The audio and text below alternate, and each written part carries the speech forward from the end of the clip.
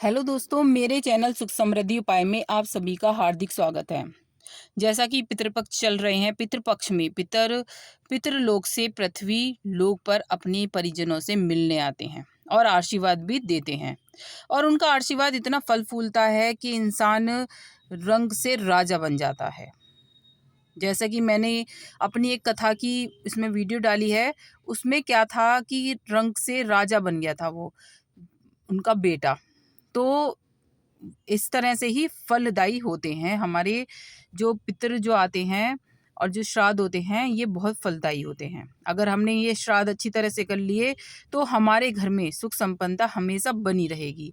और जो हमारे घर में परेशानी होती हैं, ये भी हमारे जो पितर हैं जो वो रूठ रहे होते हैं, जिनकी वजह से हमारे घर की परेशानियां समाप्त नहीं होती हैं। और ये पितृपक्ष आए हुए हैं, इसमें अगर हम पितरों को अपने मना लेंगे तो हमारे घर में सुख समृद्धि बनी रहेगी। तो इसलिए पितृपक्ष में कुछ ऐसी बातें होती हैं जो हमेशा हमें ध्यान में रखनी चाहिए। वीडियो उपयोगी लगे लाइक ज़रूर करिएगा, सब्सक्राइब ज़रूर करिएगा चैनल को और कमेंट में हर हर महादेव ज़रूर लिखिएगा। और हमें भी अच्छा लगता है आप हमें प्यार देते हैं इतना। तो बढ़ते हैं आगे।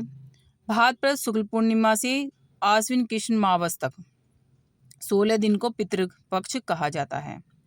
शास्त्रों में मनुष्य पर उत्पन्न होते ही मतलब जैसे ही मनुष्य जन्म लेता है तो उसके 3 ऋण बताए गए हैं: देव ऋण, ऋषि ऋण और पितृ ऋण।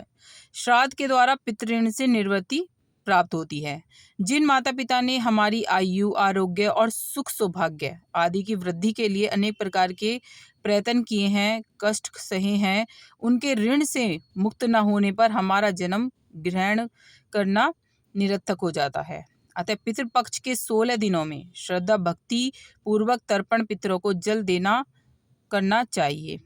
अगर मैंने वीडियो डाली थी कि जल दीजिए अपने पितरों को और दिया जलाइए। अगर आपने अब भी नहीं करा है तो कोई बात नहीं, आप अब भी कर सकते हैं। ये ऐसा कुछ नहीं है कि आपने शुरू से नहीं करा, 15 दिन से नहीं करा। आप जितने दिन बचे हैं उतने दिन तो आप कर ही सकते हैं, जिससे आपको पितृ कृपा मिलती रहे।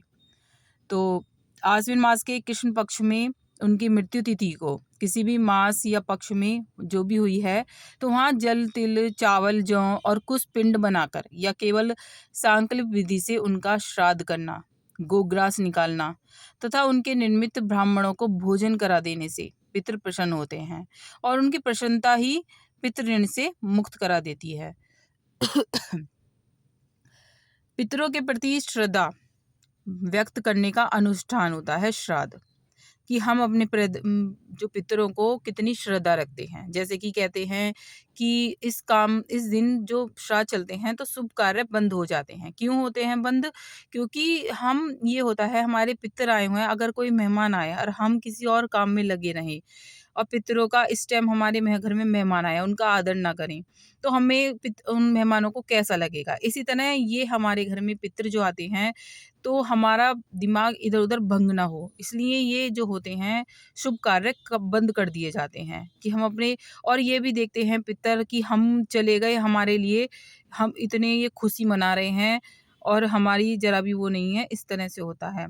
तो इसलिए ये शुभ कार्य बंद कर दिए जाते हैं और पितरों को मनाने का बहुत अच्छा टाइम चल रहा है। अगर आप करेंगे, मैंने और भी वीडियो डाली हैं, आप देख सकते हैं पितरों को मनाने के लिए क्या-क्या चीज़ें होती हैं। बहुत सुख संपन्नता आती है अगर हमारे पितृ खुश हो जाते हैं। उनकी प्रसन्नता ही पितृ ऋण से मुक्त करा देती है। पितरों के प्रति श्रद्धा व्यक्त करने का अनुष्ठान ही श्राद्ध होता है।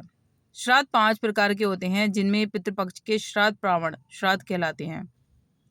सकन पुराण में भी श्रद्धया दित्ते देयते यत् तत् श्राद्धम से यह सिद्ध होता है कि श्राद्ध से किसी वस्तु का देना ही श्राद्ध होता है।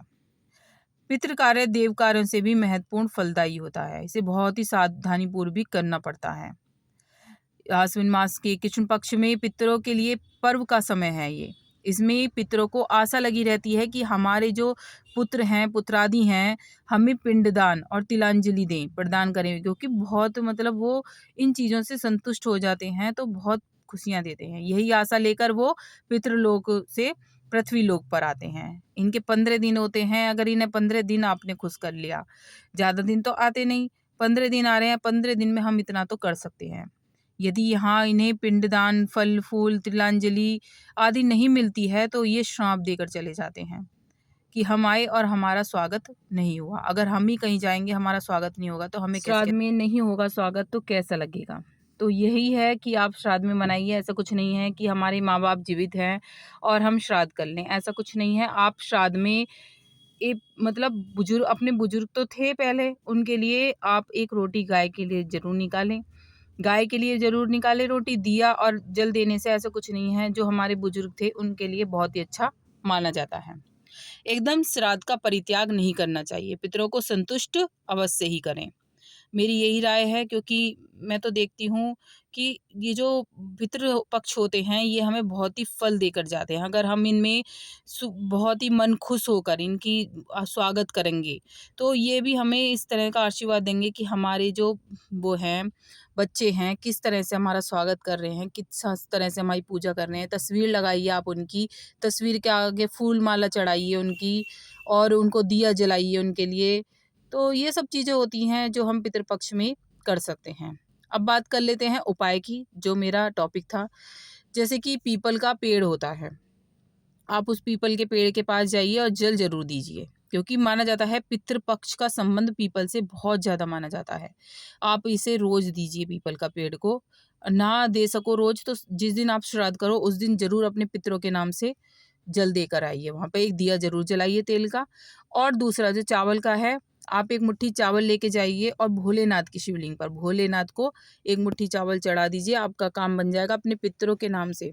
के पितृ खुश होंगे और आपको आशीर्वाद देकर जाएंगे, जिससे आपका परिवार हमेशा फले फूलेगा और आपके घर में धन संपदा की बरसात होगी।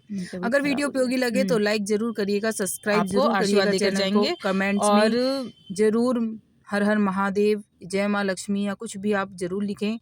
हमें भी अच्छा लगता है, आप हमें इतना प्यार देते हैं, तो थैंक यू।